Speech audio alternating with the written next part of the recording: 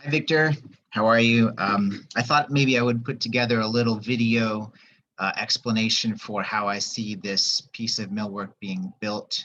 Um, I think this is pretty much getting close to the final installation process. The only thing that's missing is nailing down the exact size of the TV once we agree on this approach. So first I'm going to start with some context. This is the retail store. We are talking about one piece of millwork right now in this store.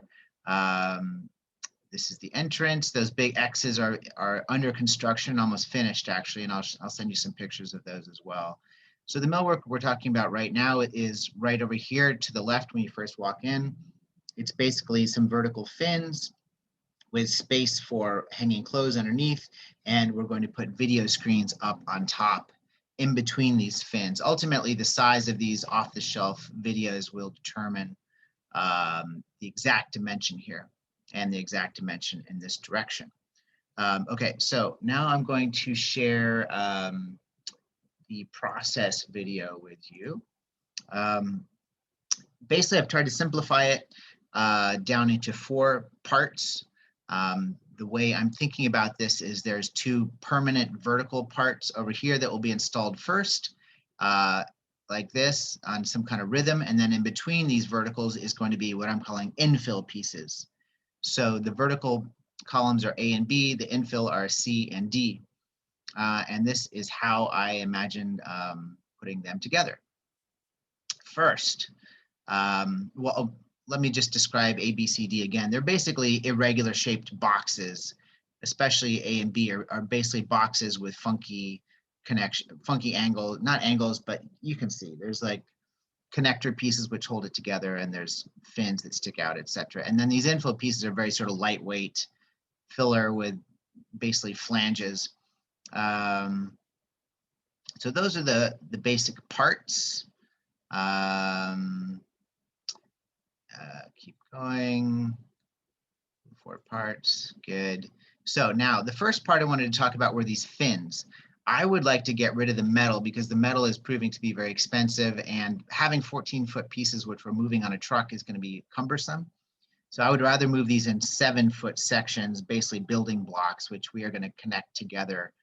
And the basic piece of these building blocks are the fins, these things on the sides. I imagine that the fins will be basically 3-ply. We're going to put a fin on one side and then a frame on the inside, a spacer, if you will, in the middle, and then a third layer of fin on the a skin, if you will, out here. So you're going to have one full sheet on the outside, the frame, and then another full sheet, which is not shown here on this side. So it'll be 1, 2, 3 sheets of MDF, 3/4 inch thick. I believe that's what we have, 3/4, not 5/8, but either way, it'll work. So that's the basic setup for these fins. And then ultimately, I would like to get one of those lamello connectors and create a beefy enough connection in here with these 3 plies of MDF where we can put the lamello in and crank this top one down onto the bottom one. That's how I see the fins being made. Now, on top of the fins, I am showing spacers with a little 1/4 inch reveal around the edge. I think these are 7-foot sections. We can get the laminate to attach to these with no seam. The seam will be expressed through this reveal. And I'm hoping the lamello can still be put within the meat of that connection. So taking these block A as the first part, starting on the bottom on the floor level, I see them as being attached basically with 1, 2, 3, 4 brackets, kind of like a Simpson A35, just a simple bracket. We would put like metal flashing in the wall to screw into.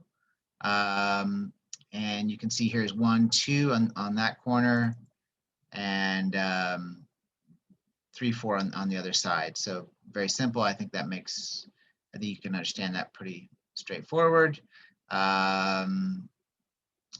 Good. So the next step would be to stack on top of these, exact same process. We have these building blocks, which are labeled B.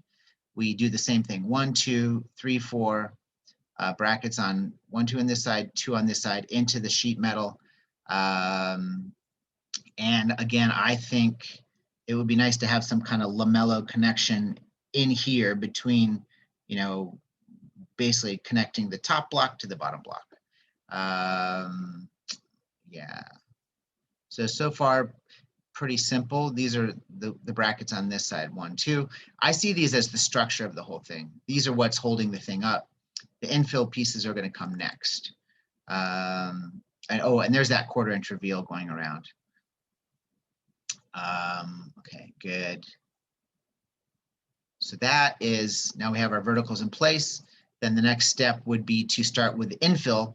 The bottom, I'd like to start on the bottom, especially because there's TVs and electronics on the top infill. So the bottom infill is just a kind of a dummy piece of wood. I, again, trying to use this most basic method. I'm thinking about taking these infill panels and simply connecting them 1, 2, 3, 4 onto the existing structure that we've just created. 1, 2, 3, 4 brackets. This top bracket will be hidden by a video screen. Ultimately, we don't see those. This bottom bracket, I would like to hide with basically what's a diagonal piece of wood cut at an angle, and we just put it in there and use finish nails to attach it. It's basically a cover plate. This is a close-up of C. I guess I see this as having a plate, a 3/4 inch MDF on top of 3/4 inch MDF plate with some kind of reinforcing 2x4, maybe whatever you think is best. But I was thinking that would be a way to make that corner somewhat substantial so it could travel from your studio to Las Vegas without getting banged up too badly. And then here's that cover plate, which is just a piece of wood, which we would use finish nails to nail into. Okay, so connected at the top, like I said, and then connected at the bottom here and covered up with a plate. Okay, so next step. That's the bottom infill. Next step would be doing the top infill using this piece number D. These are going to have video screens, which require some ventilation. So I'm suggesting we cut out a hole for the ventilation and also power on this side and data on that side, which, as you saw earlier, we have outlets in the back along this wall. There's outlets which we can string through like that and up into the video monitor. We're going to leave gaps up here for ventilation to let the hot air out. Again, this is the same as before. It's just infill piece. It's a frame with a plate on top, a plate on the bottom, and some extra holes. Pretty straightforward, I think. Again, some kind of reinforcing member to tie it all together, connected on the top, connected on the bottom, and those connectors will be covered with a video screen at some point. So here's the final product. Basically, the final step is to hang these TV monitors. They are pretty simple. They just have a little bracket that you attach here, here, here, here, and you just kind of slip these TVs onto these 2 grommets. They're sort of loosely hanging there, which is nice because then we can sort of slip them off for maintenance or whatever.